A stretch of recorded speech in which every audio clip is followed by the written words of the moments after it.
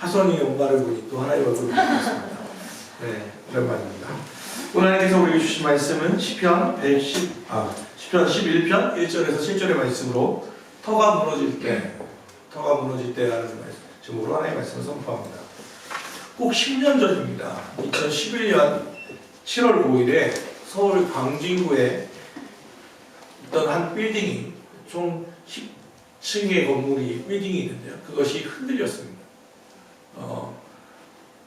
거기가 10층짜리 건물인데 그 10층이 영화가 아니고 9층이 식당가였거든요. 그게 흔들리면서 거기에 있던 모든 사람들이 뛰쳐나오고 대피령이 떨어졌던 적이 있습니다.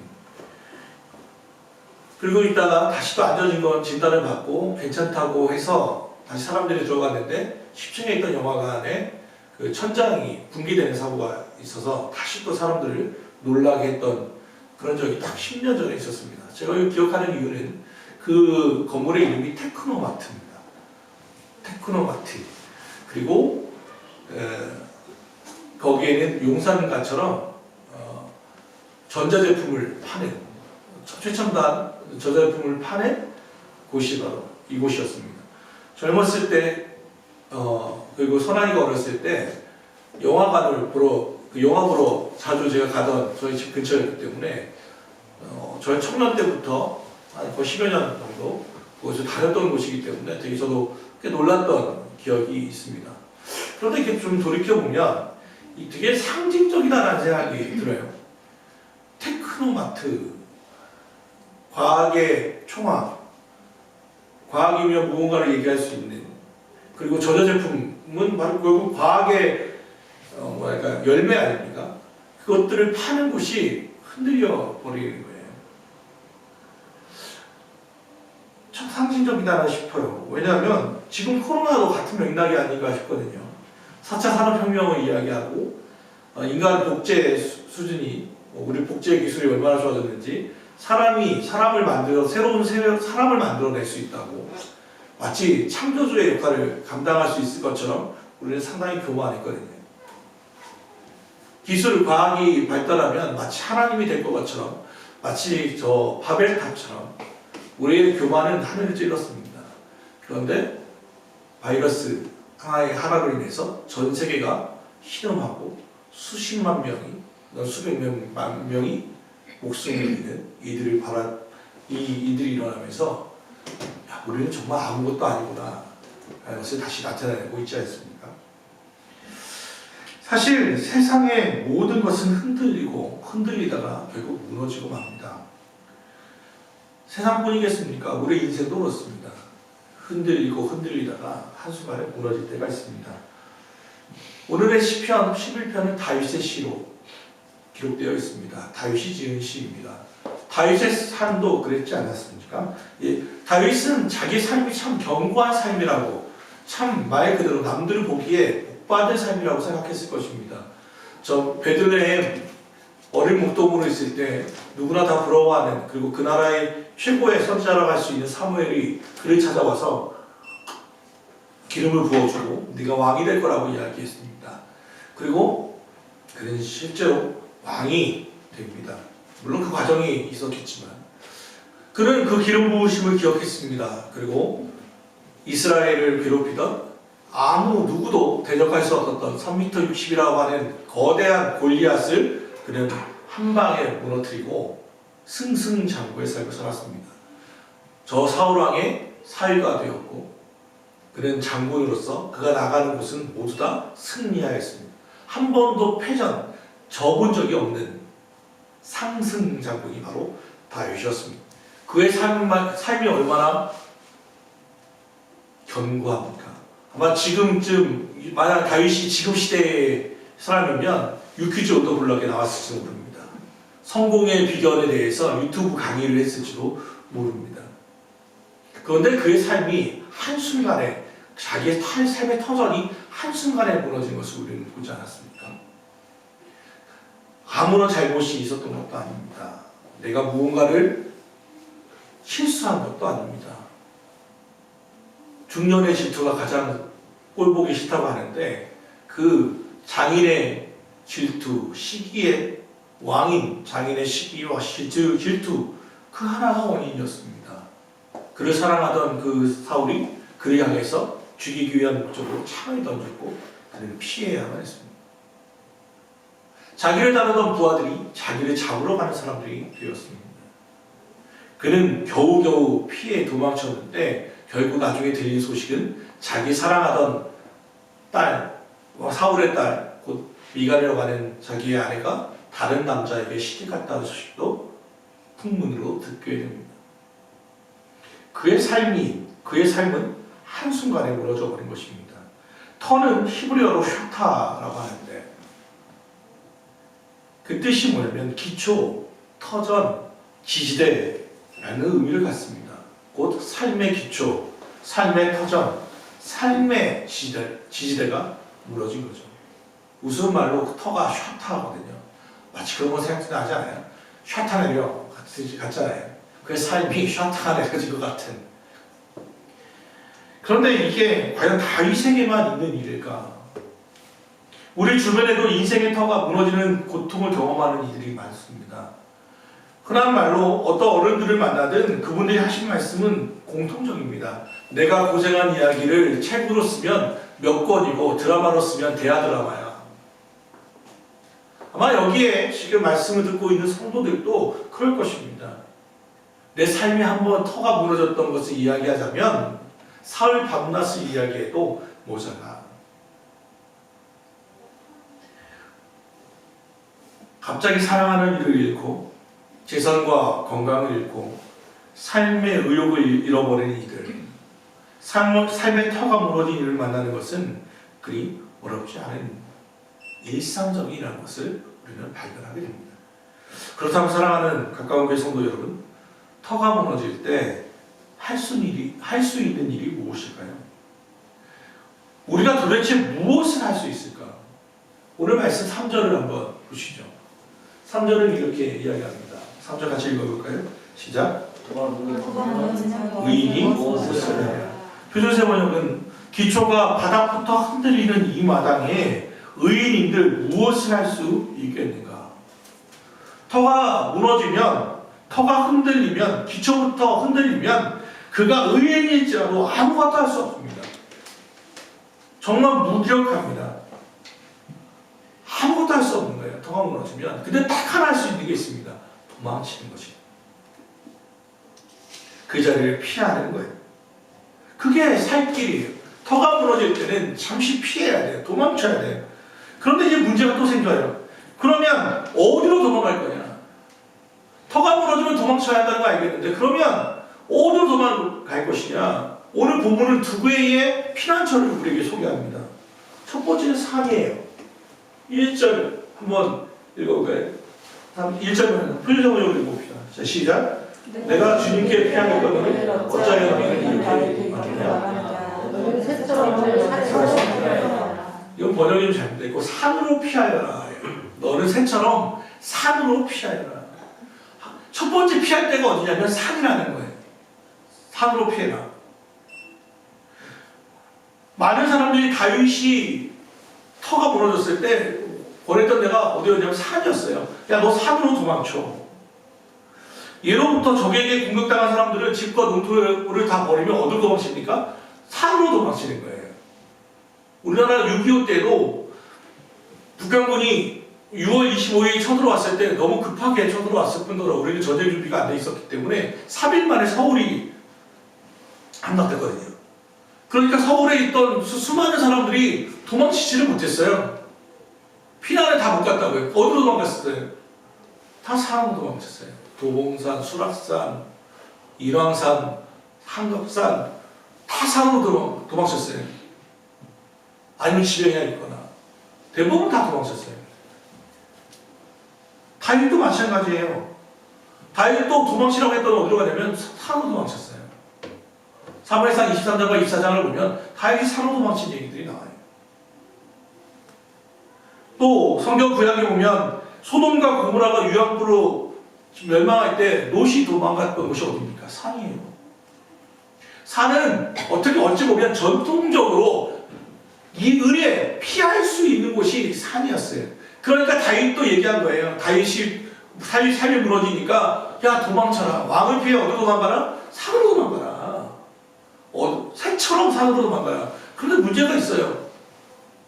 사람은 새가 아니라는 거예요. 다윗이 이야기하는 게 뭐냐면 2절이에요. 2절도 같이 읽어볼까요? 자 시작. 악인이 활을 당기고 시위에 화살을 메워서 마음이 바른 사람을 어두운 곳에서 소리하지 않느냐? 산으로 도망가는 게 과연 현명한 지혜로운 이야기인가? 아니라는 거예요. 왜냐하면 산처럼 도망가려고 했더니 새처럼 도망치려고 했더니 마치 저 사냥꾼들의 이야기잖아요. 사냥꾼들이 활을 들고 시위를 매기고 올라오면 산에서 탁 튀어 올라오면 잡으려고 어두운 곳에서 숨어서 기다리고 있더라는 거예요. 그 얘기는 무슨 얘기예요? 산을 덮어놓는 그 숲이 우리를 완전히 가려줄 수는 없다는 것을 의미해요. 활을 당기고 화살에 시위를 먹였다는 건 마치 노련한 사냥꾼의 모습과 같거든요. 산은 우리의 모습을 일시적으로 가려줄 수는 있을지 모르지만 완전한 피난처가 될 수는 없어요. 그래서 다윗이 도망치지는 않는 거예요. 그곳으로 가지 않는 거예요.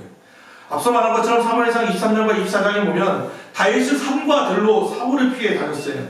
그때 사울이 온 이스라엘에서 택한 사람 3,000명을 거느리고 다윗과 그의 사람들을 찾으러 들염소 바위로 가 있으라고 기록되어 있어요.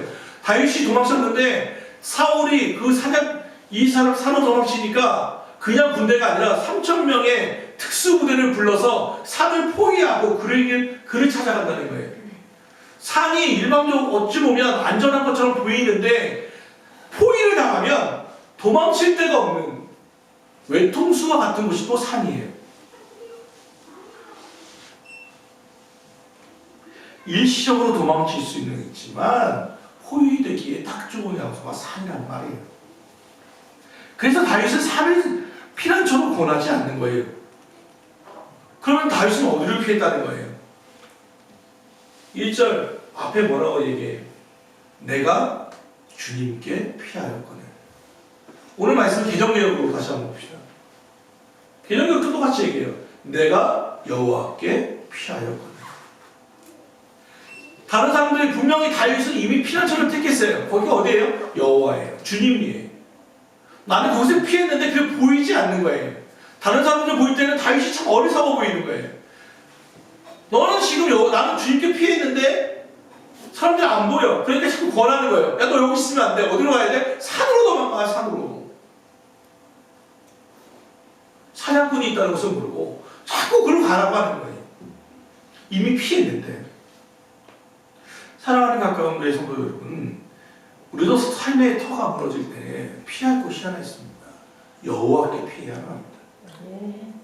터가 무너지면 아무것도 할 수 없을 때, 어디로 가야 할지 모를 때 하나님만이 우리의 피난처라는 것을 기억하시기를 바랍니다. 그러면 여호와 하나님은 우리의 피난처가 어떻게 되신다는 거예요? 본문은 그걸 상징적으로 표현한 거예요. 터가 무너지면, 땅이 무너지면, 지진이 나와서 터가 막 무너진다 생각해봐요. 어디가 제일 안전합니까? 터가 무너지면, 땅이 흔들릴 때 제일 안전한 건 상징적으로 하늘이 안전해요. 아무리 쓰나미가 덮치고 해일이 덮쳐도요, 그때 오히려 하늘은 더 푸르고 맑다는 것을 아십니까? 구름 한 점 없어요. 땅이 흔들릴 때 대비가 뭐냐면 하늘이에요. 그 하늘에 하나님이 계시다고 말하고 있어요. 여호와의 보좌는 하늘에 있으며, 이게 바로 대비란 말이에요. 땅에 터가 무너지면 사람들은 다 땅에 산으로 도망치는데 여기가 안전한 게 아니라 하늘이 안전해. 하늘이 하늘로 도망쳐야 돼 라고 다윗이 이야기하는 거예요. 그 여호와의 보좌는 하늘에 있으니까, 하늘이 안전하니까. 그러면 기억나는 거죠. 아니 목사님, 산도 새가 아니라서 못 간다며요. 그러면 하늘로는 어떻게 피합니까? 하나님이 하늘 보좌에 계시다는데, 그러면 우리는 어떻게 피한다는 거예요? 어떻게 가야 한다는 얘기예요? 그 앞에 말이 있잖아요. 그래서 여호와의 보좌는 하늘에 있는데 여호와께서는 어디에 계세요? 그의 성전에 계세요. 성전에. 이 땅의 성전에도 주님은 계세요. 왜? 그 이유는 우리가 하늘로 올라갈 수 없으니까 하늘에서 하나님이 내려주는 하나님의 손이에요. 땅과 맞닿게 하는, 하늘과 땅이 맞닿는 곳이 어디냐면 성전이에요. 그 예배예요. 구약 창세기를 보면 너무 재밌는 게 있어요. 저는 아직도 너무 생각할 때, 상상할 때 참 재밌다고 생각하거든요. 야곱이 삶의 터전이 무너졌어요. 한순간에. 사랑받던 엄마, 물론 자기 잘못이었어요. 아버지를 속였고 축복권을 뺏었기 때문에 그 형 에서가 야곱 잡히면 죽여버린다고 칼을 들고 흉흉하게 야곱을 찾아다녔어요. 도망칠 데가 없었어요. 엄마도 사랑하는 어머니 리브가도 야곱 형 에서를 말릴 수가 없었어요. 그 분노에 참. 그러니까 어떻게 하냐면 피 한 번 내잖아요. 그의 터전이 한 번에 무너진 거예요. 내가 이러려고 장자권을 받았나 자괴감이 들지 않았을까 싶어요. 그런데 야곱은 도망치는 거예요. 삶의 터전이 무너져서 막 가다가 베델이라고 하는 곳에 이르렀어요. 우리가 찬송가에 나오는 것처럼 돌베개를 베고 자고 있는데 그가 깼어요. 그가 본 환경, 하나님의 말씀을 들어요. 하나님의 위로를 받아요. 하나님의 약속을 받아요. 네가 다시 돌아오게 될 것이다. 그러면서 본 환상이 뭐냐면 하늘과 땅에 뭐가 생기냐면 사다리가 있고 거기를 통해서 누가 오르락내리락 해요? 천사들이 오르락내리락 하는 거예요. 여러분 그게 재미가 없으시죠? 저는 그게 너무 재밌어요. 왜냐하면 천사는 기본적으로 뭘 갖고 있어요? 날개를 달잖아요. 사다리가 왜 필요하죠?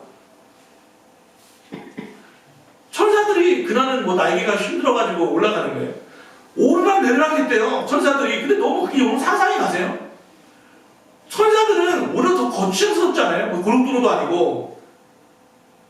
항로가 겹치기 위해서 사다리가 항로인가? 왜 사다리가 필요할까?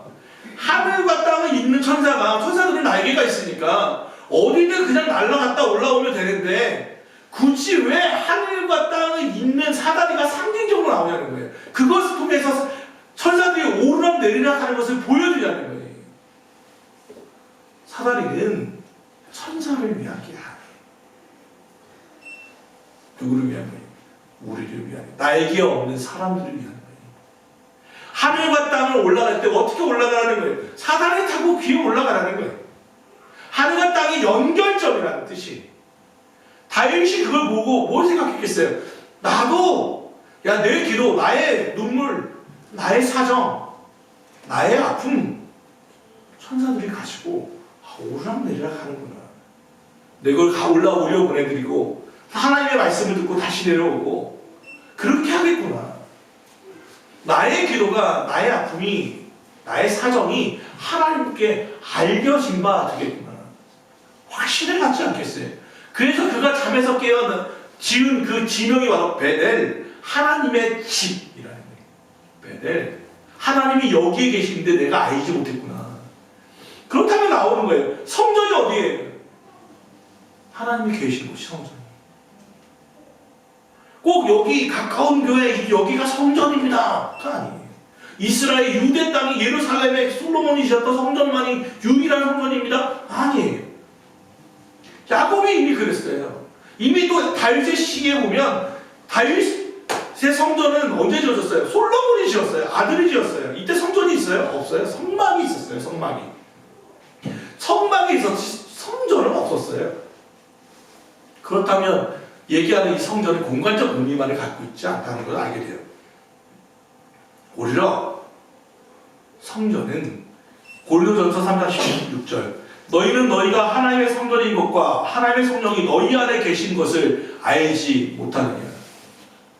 사도 바울을 통해서 하나님은 우리에게 분명히 이렇게 말씀하십니다. 너희는 너희가 하나님의 성전인 것과 하나님의 성령이 너희 안에 계신 것을 알지 못하느냐.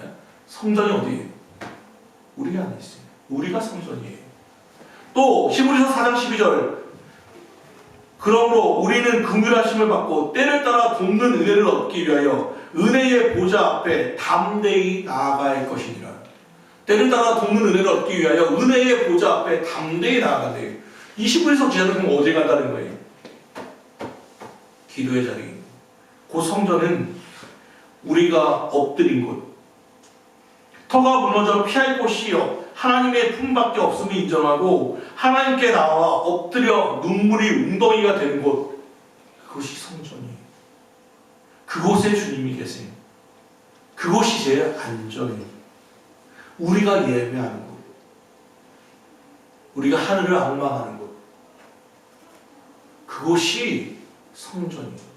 그곳이 제일 안전하다는 거예요. 여호와는 의로우사 의로운 일을 좋아하시나니 정직한 자는 그의 얼굴을 배우리다. 오늘 말씀 7절이에요. 7절에 여호와는 의로우사 의로운 일을 좋아하시나니 정직한 자는 그의 얼굴을 배우리다. 여기서 정직하다는 것은 도덕적 개념을 얘기하는 게 아니에요. 솔직하다는 것을 의미해요. 뭘 솔직하다는 거예요? 아무것도 할 수 없음을 인정하는 자.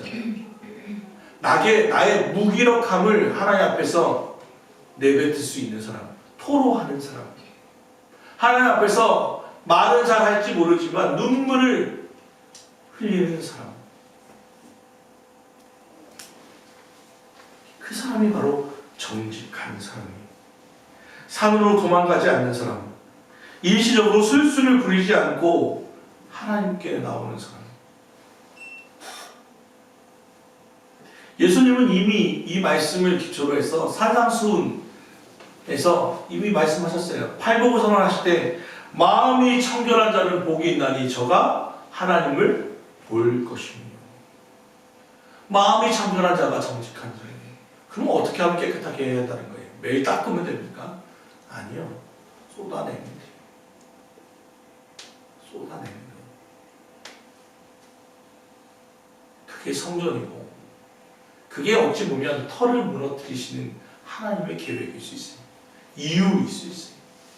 혹시 사랑하는 가까운 교회 성도 여러분, 여러분의 삶의 기초는 튼튼하십니까? 꼭 흔들리고 있지는 않습니까? 그것은 하나님의 사인일 수 있습니다. 나에게로 오라는 그 삶으로 도망치지 말고 내 앞에 엎드리라고 하는 주님의 사인일 수 있다는 것을 기억하시기 바래요.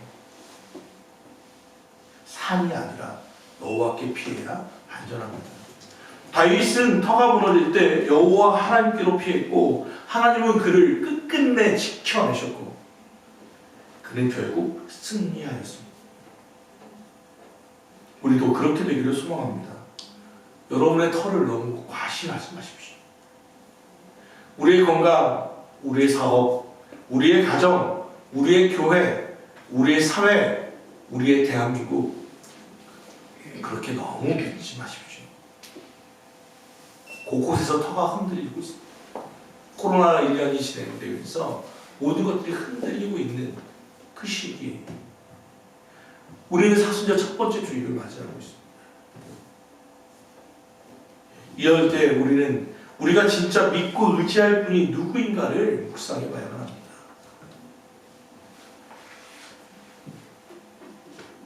오늘 성경 분명히 말합니다. 마음이 정직한 자는 여호와를 볼 것이라. 만세 반석이신 하나님을 확신하며 그 문 안에서의 평안과 안식을 누리시는 가까운 교회 성도님들 되기를 주 예수 그리스도로 축원합니다. 기도합시다. 사랑하는 하나님, 오늘 말씀이